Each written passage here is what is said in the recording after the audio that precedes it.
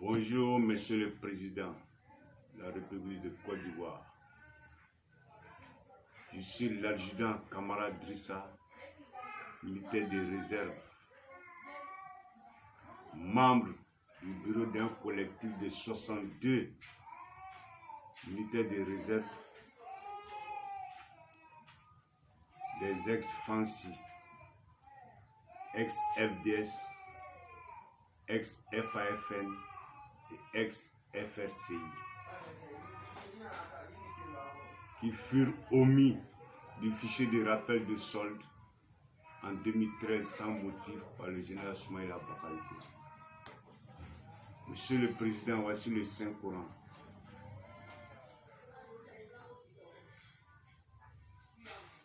Je vais jurer sur le Saint-Coran de dire la vérité, toute la vérité et rien que la vérité.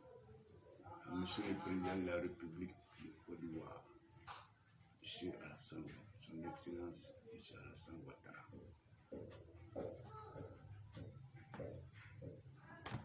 Alors, et comme si cela ne suffisait pas, Monsieur le Président, le général Bakayoko s'est rendu à Bouaké à l'assaut de nos camarades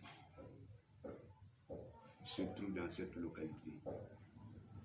Car là-bas, au quartier commerce, en face de la gare ferroviaire, sous un arbre, nos camarades se retrouvaient pour causer de nos situations. C'est dans ce contexte que le général les a trouvés pour leur dire ceci, et je cite, après l'avoir menacé: je suis le seul susceptible de régler votre problème, mais je ne le ferai jamais.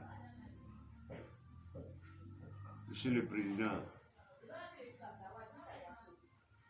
notre problème n'est pas un problème privé, c'est un problème purement étatique. Donc face à cette menace du général, en 2014, nous formons notre collectif avec un bureau de 9 membres, donc vos serviteurs. Et voulant marcher sur l'état-major, puisque il faut aller dans les normes, nous émettons un courrier au ministère de l'Intérieur qui était alors tenu par feu Monsieur le ministre d'État Ahmed Bakayoko. Ce dernier, ayant pris connaissance du courrier, fait appel au général Soumaïla Bakayoko pour avoir des explications. Et très rapidement, à notre grande surprise, nous les 9 membres du bureau du collectif sont mis à la disposition de l'ADDR pour faire la logistique sur les différents centres de resocialisation des ex-combattants. Motif qu'en attendant de statuer sur nos situations militaires.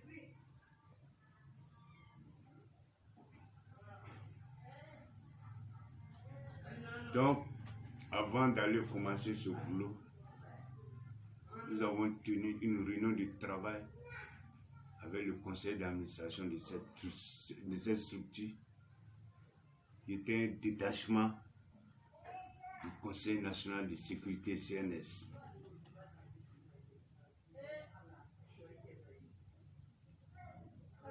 C'est dans ce boulot que nous avons appris par certains agents de la structure que c'est l'ADDR qui a fait la demande du général Bakayoko de lui de leur octroyer des militaires pour faire sa logistique. Car les prestataires qui étaient à cette place revendaient les produits sanitaires destinés aux ex-combattants et des boutiquiers. Donc, nous avons été la bienvenue pour l'ADDR et les malvenus pour ces prestataires-là. Puisque nous étions sous un CDD, contrat à durée déterminée, donc nous avons fait le boulot avec dévouement, puisqu'on nous a dit que c'est le boulot spécial de Monsieur le Président de la République.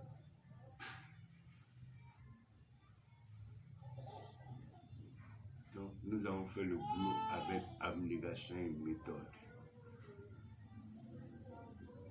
Là-bas encore, à la fin du processus de resocialisation des ex-combattants,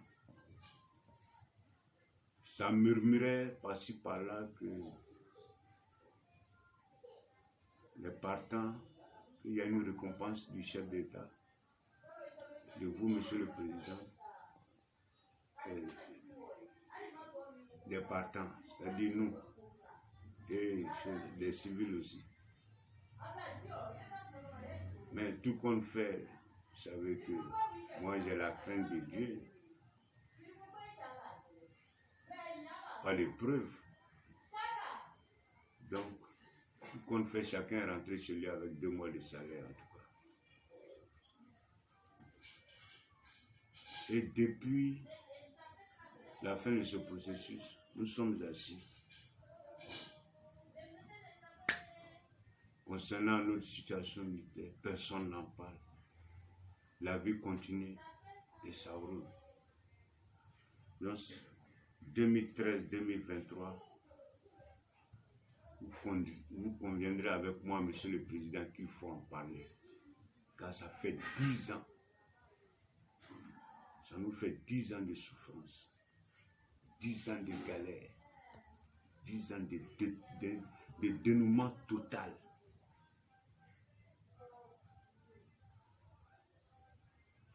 Donc, vers la fin de l'année 2017, nous avons émis un courrier à M. le ministre de la Défense qui était tenu alors par le même feu Ahmed Bakari.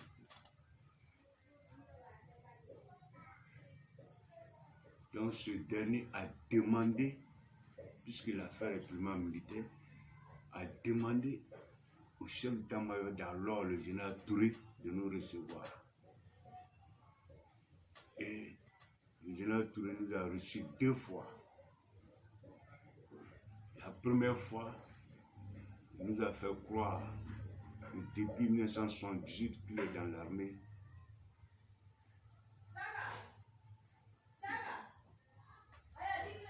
il n'a jamais eu connaissance qu'il existe une réserve militaire en Côte d'Ivoire.